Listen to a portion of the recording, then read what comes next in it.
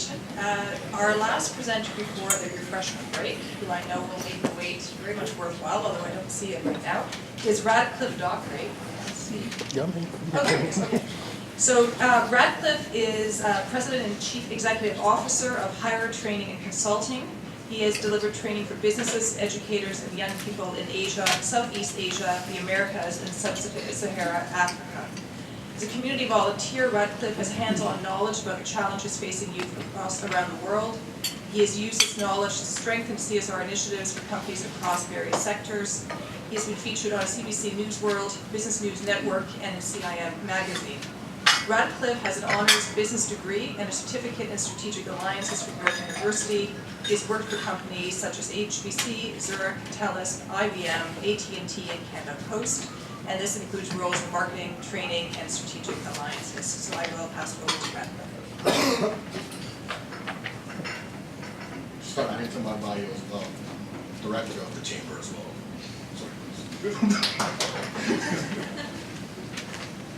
Thanks for that great presentation on South Sudan. Lots of stuff I didn't know. I was fascinated. So the topic I'm going to present on right now is where did the corporate social responsibility go? I was thinking about this topic.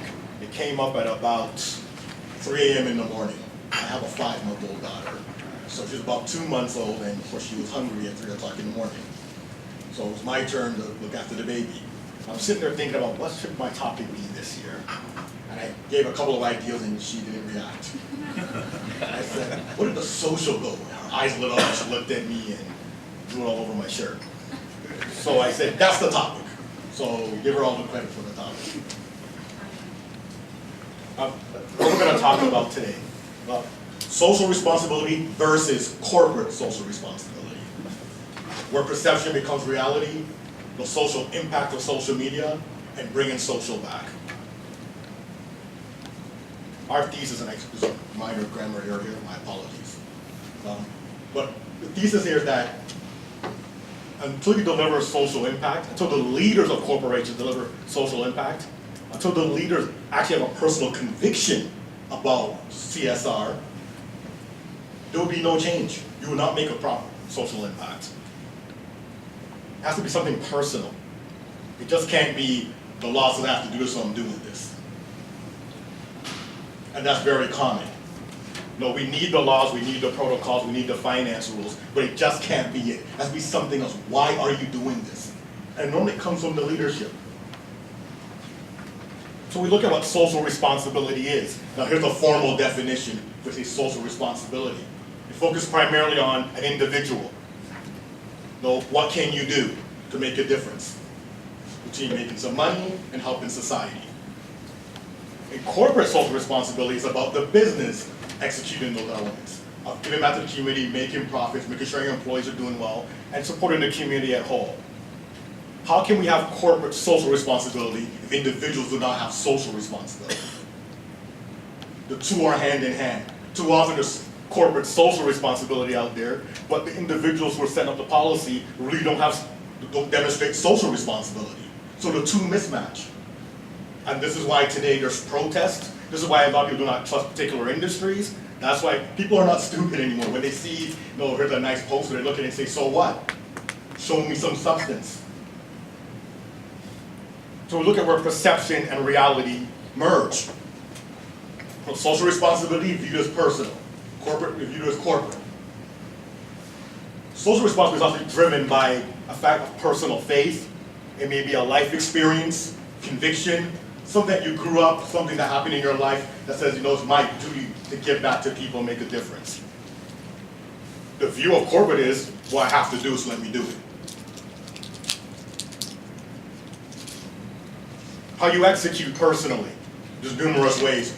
Charitable donations, volunteerism, entering the CIBC Run for the Cure that recently happened here for breast cancer. Most companies go to the NGOs and not-for-profits, the simple way to go. I know some sectors trying to figure out how to better team under some. There is some conflict right now between the extractive sector and NGOs. They're teaming up in certain elements, but also some people who don't like that teaming because the two sectors are normally like this. And personally, individuals are more likely to involve engage things like social media to speak about the issues they want to address and change. Some companies do, but most companies do not still engage social media to drive change. I'll use the CIBC Run for a Cure as an example of a good example, or Bell Canada's Let's Talk campaign, a good example of using social media. But most companies don't use it. And what happens when you don't use the tools that people are using out there to talk about social change and drive social, the headlines become reality. So I know Canada's ranked only 9th, but the World Bank put a beating on Canada in the last corruption report. And the headline here, see the Financial Post was thank you SNC Lavalin. And they know it. I have friends who work there who say, my goodness, I wanted to change my LinkedIn profile. Because when that article came out, it was top trending news in Canada. On Twitter, #1 trender in Twitter Canada was like SNC Lavalin, Libya. It doesn't look good. No, it's just SNC Lavalin, I know that. But the headlines on the world weren't as nice as a Financial Post, which is Canadian. The headlines on the world was Canada ranks #1 in corruption. You have to read the second page of the article to see it's just really one company who got nailed about 8,200 times. But headlines speak words. We're in a headline society. You check your phone, you check things quickly. Headlines sell. Headlines will get your attention. How can you post something on Facebook, people just read the headline, they don't actually read the story. But Huffington Post is one of the worst at this. The headline will have nothing to do with the story. But the headline gets your attention, you say, oh, that son of a. And you read the story, oh, look, he's a nice guy. Barrick Gold. No, here's a law firm suing Barrick Gold in Tanzania. Right? There's a British law firm suing. Now, I got this article originally from a site called protestbarrick.net, but I went to the actual law firm's website and found the source. No, so the headlines speak to the issue of people, I don't trust you. No, a point was made earlier about, the social license to operate. Social license to operate. Just not the I met section .2 of this protocol and I've done it. Where's your social license? Because here's the result of it. I can imagine South Sudan would be 10 times worse. So Barrick Gold, the gold sector in general, has had gold prices have hurt them, not coming to their family. But the protest here says, look, we would say here, hate to told you so, but since we took this photo, the price has stumbled 60%. Now we know that's not necessarily true. No, the price has stumbled, but there's market factors behind that. We know that. But perception is reality. If I perceive in a job interview when I'm interviewing somebody that this person's not qualified, it becomes reality really fast when I don't hire them. If I perceive that the politician who knocks my door is not honest, it becomes reality when I go to the voter's box and I check no. If I perceive that an Android device is superior to Apple, it becomes reality when I buy the Android device. Perception and reality matter. So the reality here is that market forces force down the share price. You can see the line. But the perception is that some of our protests are working. And it gathers traction and steam. But why is it gathering traction? It's because of things like social media. People say, well, social media is a bunch of 18-year-old kids who talk about what they ate for breakfast this morning. Well, it's about only 3.5 billion, only about half the world's population uses social media, so why pay attention to it? It's not important. Oh, millions are being created every day on social media. It's not important. Let's not worry about it. The reality is, 40% of companies have no social media training or governance. This is a report from IBM last year. They're going to do a report again next year. 40% have none. Only 16% of CEOs participate in social media. Now, I'm not saying for your executives to go on social media and have a post about, look at my breakfast today. No, look at my dog. I'm saying get on there and see what's going on. A lot of executives on LinkedIn, for instance, have profile pages where they post stories about their experiences, about business ideas, about thought leadership. That's getting ahead of the curve. But notice the bottom stat, 57% of companies in the next 5 years are expected, and leaders are expected to engage social media in some way or form. Why do you need to? There's a social gap. Now, this is taken from Global Scan, who obviously looks at how consumers view the market.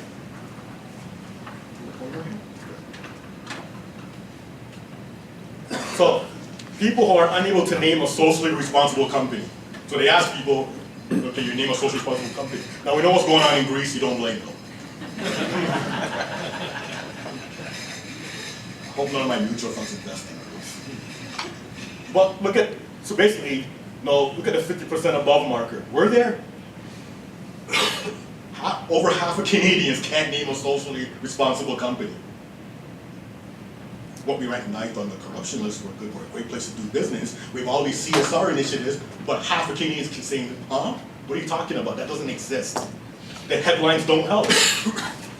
We look at Ghana right below them, look at the difference since 2010. Their economy is one of the fastest growing economies in the world, and people on the street are saying, I don't see any socially responsible companies. A 31% increase.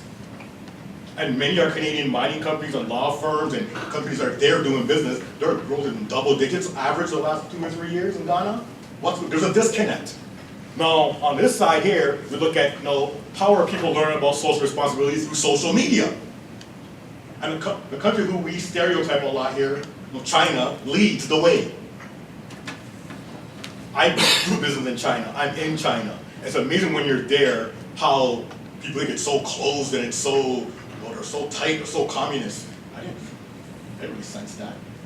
They have debates on TV within their own party, but it's a strong debate.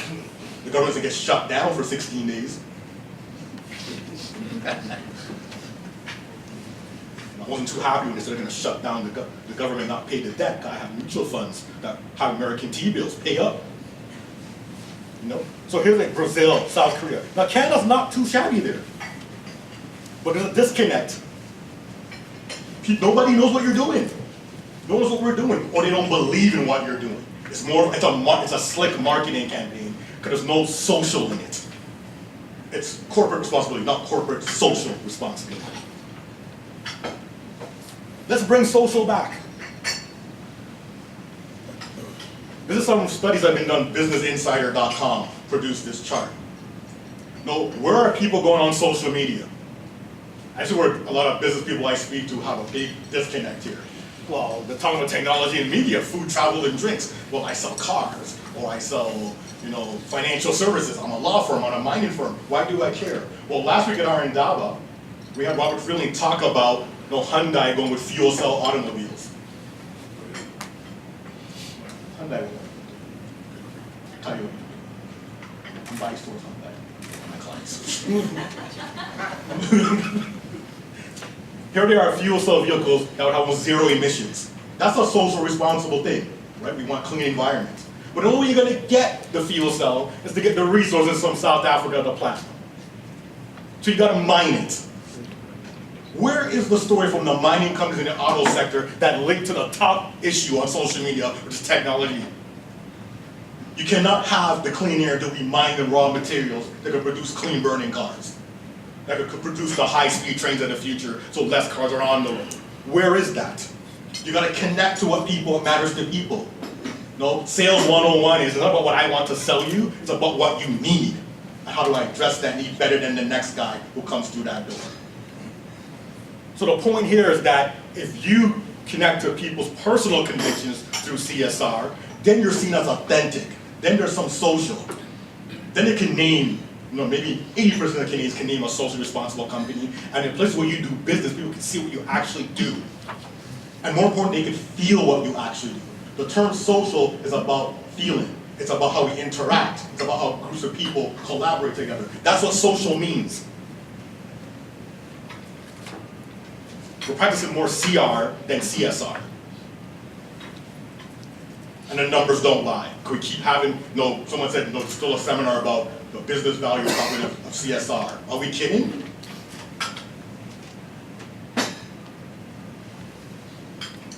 So bringing social back. Some clear examples here. This is the CEO of Ecocom, biggest wireless company, the best producing wireless company in Southern Africa. The story is that they went to the Zimbabwean government in the 90s, said we want a license to operate wireless. The Zimbabwean government said, I don't think so, we want to do it. And only bankrupt he and his family. Literally, they were down to their last page. This quote taken from Forbes magazine earlier this year. But then after fights, and he's drained all his money fighting the government 5 years later, they were rewarded the contract. The Supreme Court of Zimbabwe said the government's out of line, you can now operate. He's now doing very well from worth about $400 million. So the headline came out that he gave a donation of $6.4 million for college scholarships for young students in Southern Africa. But here's the thing. It's a headline, most people say, oh, whatever. Someone posted this on my Facebook a couple of weeks ago, and everyone's criticizing, it's another rich guy trying to feel good about himself. It's another, no, is that not the Black Bill Gates? Who cares? But when people actually read the article and said, oh my goodness, he was down to nothing. He gave back. And then who did he give it to? He sent the kids to Morehouse, which is a black college university in the United States of America. That breeds immediate credibility to the black community here and the black Africans. There's immediate credibility, he's connected. And his story connects. It matters. I'm not saying if I get a donation to someone, I have to experience what a bad life experience. What I'm saying is that you have to connect. Right here in Canada, George Cope, CEO of Bell, the Let's Talk campaign, every year just social media blows up. People, they send a text message, a certain amount of money goes to mental health. His mother suffered from the issue, and he spoke about it in the National Post. There's some personal credibility. He's gone through the pain of watching his mother suffer. It may be George Cope, it may be members of his team, etc. And Clara Hughes, our Olympian, was the spokesperson. That connects. It led to a whole bunch of discussions about mental health and awareness in Canada, which we now know from the HR studies is a major factor in workplace productivity. We lose a lot of productivity due to mental health issues. So how are you going to bring social back? And we recommend these items. And I say this because our firm, we spent a lot of the last year primarily working in sales and business development. Now, we do some CSR, but we've been driven by helping companies find new revenues and developing sales plans. But this has come up and they say, okay, what can we do in the community? And it's what we've noticed. Connect to issues that matter to you personally. It's not good enough to go to a country or go to a community and say, okay, we have to dig this, we got to sell this, so let me just do this so it looks good. People believe you when they feel a conviction. If you could buy a car from two different salespeople, exact same car, the same price, how do you pick the right salesperson? Because there's something extra about that person. Drop the fake stuff. You get found out very quickly. One tweet, one Facebook message, one text can end saying this is not real. Create a social board of directors. Business News Network on Howard Green Show, we've been having a lot of discussions about this over the last couple of years. Companies are thinking about creating a social board of directors or a social board of advisors who think about the social issues of where you do business and then report to the board on best steps moving forward. Pepsi, for instance, has an advisory board based on the Latino American community, the African community, the gay and lesbian community, about how they could best address needs while driving profits in the markets where they do business. Not a bad idea. Liaison with local and community groups. Local and global. I stress the local. The biggest mistake I'm seeing. Now, I spoke to a company last week in tourism to do business in Jamaica and St. Lucia. They ran down there to go talk to them. I said, do you know how much Jamaicans and St. Lucians are in Toronto? You ever speak to them? Who were born and raised there? Who know how we work and how they work? Why don't you have a liaison community to understand the local community before you go run to the global community? Well, there's a strong Sudanese population here. Speak to them from the north and south. We don't seem to do that here for some reason. America seems to be doing a better job of that than we are. That's why they have more companies in more global markets than we have. Youth advisory boards to address the youth unemployment issues around these nations, and the outsourcing of some of the social responsibility in social media may make sense to help your brand look a bit more authentic when you're delivering a message.